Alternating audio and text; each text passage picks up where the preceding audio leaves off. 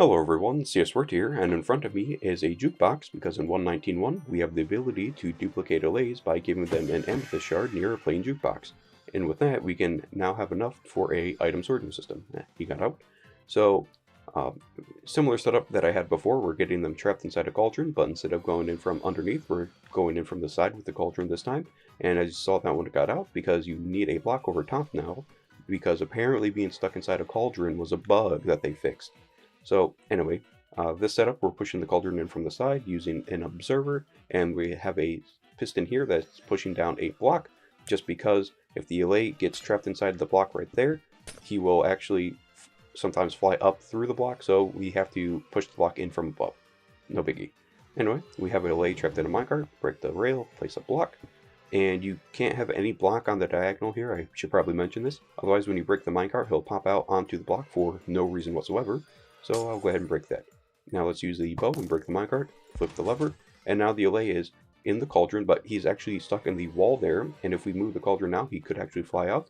So I'm going to place another cauldron down and use the observer to push it along again. And we're actually reset, so I'll just put the rail here. And as you can see, the allay is fully within the cauldron walls. So yeah, I'll do the whole process again pretty quickly. We get a allay trapped in a minecart, break the rail, place the block, use the bow, fire the bow, and flip the lever. Now we place another cauldron, hit the note block, and flip the lever. Now we have another allay trapped in the cauldron. So this guy, because it doesn't have a block above, will get out, so I'll get rid of him. Okay, now it seems pretty simple all around. This isn't too difficult, and you can move the cauldrons to wherever you need them in a sorting system. So from here, you just need to make sure that you have all the blocks on all the sides covered so he doesn't try to pathfind or fly out. This is just a crude setup. You could probably even do something better yourself. Anyway, I want to kind of see how bad this would be if we have a lot of them, so I'm going to do some lag testing right now. And the first thing I'm going to do is get a baseline for an empty void world. So I'll do a tick entities command from the carpet mod. And we can see that we are at 2.14 milliseconds, which is very low, which is what you'd expect for a completely empty world. And this is actually recorded before I did the other portion. So now I'm going to add in some hoppers here. This is a voiceover. And run the tick entities command again. And we can see we're at 5.553 milliseconds, which is almost double what we had before, which is not too bad, which 3 is what you need for a double hopper speed sorting system. And again, there's no redstone here, but we have a baseline. So I'm going to add 2 more layers of hoppers to have 5 hoppers, which is probably about the minimum we could get away with for a shulker box sorting system, or filling system. And let's run the tick entities command again. And now we are at 8.672, which is, again, some more, and you're not going to find this configuration normally. You're going to have your hoppers spread out, so that number is going to be higher, but that is a good baseline to try and beat. Now I'll go ahead and remove all but the bottom row of hoppers. Fill that.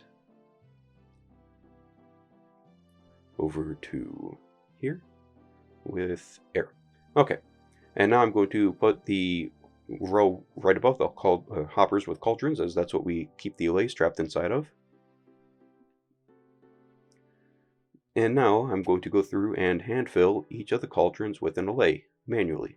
But first I should probably do a tick freeze command so they don't escape. Anyway, let's get started.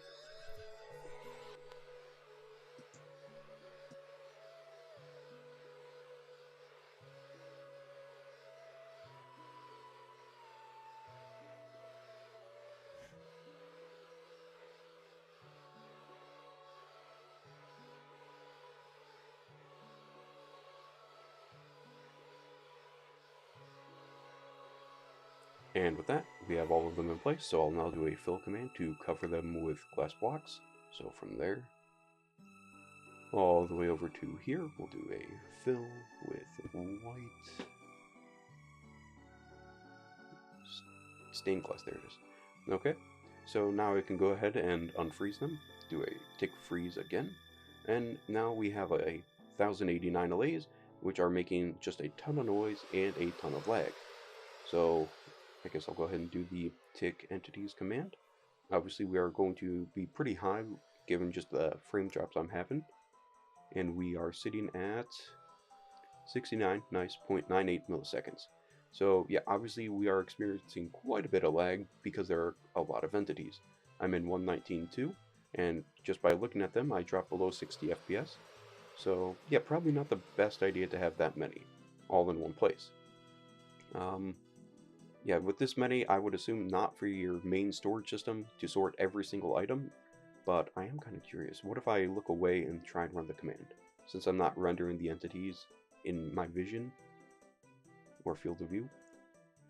And I'm at 67, which is slightly better, but not all that much better. Yeah, however you look at it, it's probably not best to use them for every single item in the game, but you could use them for a good handful of reasons, especially with like farms or other basic sorting systems. So yeah, I guess I'll go over the configurations now. Okay, so basically we have the option between a blue ice pathway, or pushing items along horizontally with 2 cauldrons on each side, or we can have a drop chute where we have 8 cauldrons around and items falling through the center. There are pros and cons to each one. The blue ice pathway, because we can send items through horizontally, we have to wait for the allays pickup cooldown, and with the drop chute we can use webs and have a lot of items picked up. The blue ice pathway, we can do any configuration we want for the cauldrons or the items, whereas with the drop chute, you can really only have a configuration of 3, 3, 1, 1, or 2, 2, 2, and 2. However you want to do it, it's really up to you. But making it go into a shulker box loading system is probably more difficult with the drop chute design, but you would probably fill items, let items fall through, and use the minecart to bring them up to the next column. So yeah, the pros and cons to each, but I'll focus on the drop chute. So right here I'm using a double hopper speed setup, and on this one I'm using just a single hopper. And here I have a chest full of items that the allays are holding, so I'll go ahead and drop the items through and remove the block here so we can actually throw the items, and run a tick warp command, and we'll see that the allay is picking up items and throwing them, well, trying to throw them up, but the hopper above him is getting caught, and so they're all ended up being picked up by the hopper underneath. And as you might have saw, there was a little bit of overlap. Let's go ahead and let that finish up, with the allay not picking up new items, but in this chest we consistently get 12 stacks and a little bit left over. I wouldn't rely on that 13th stack because it's inconsistent from my findings. Now with this one, let's go ahead and run a tick warp so he can be cleared of the old jukebox. We'll do the same thing with the single hopper here, and again run another tick warp. And what we'll see with this one is that well after the items are gone, he'll continue cycling over and over and over because there's simply no room left in that hopper. So yeah, he's cycling, and just now he's done cycling, which was at the end of this tick warp as opposed to partway through with the double hopper speed. So yeah, I'll go ahead and run another tick warp just so that this can finish.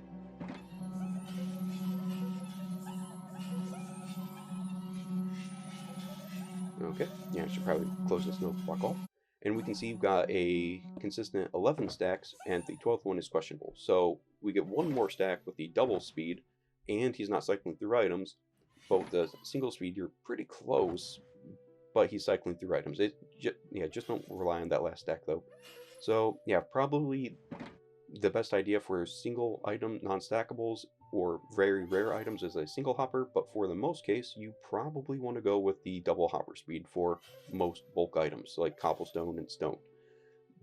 Anyway, basically you get 12 cobwebs, which will allow you 4 hoppers or 4 sets for the double, or 6 for the single. Anyway, that's all I have for today. Thanks for watching. Goodbye.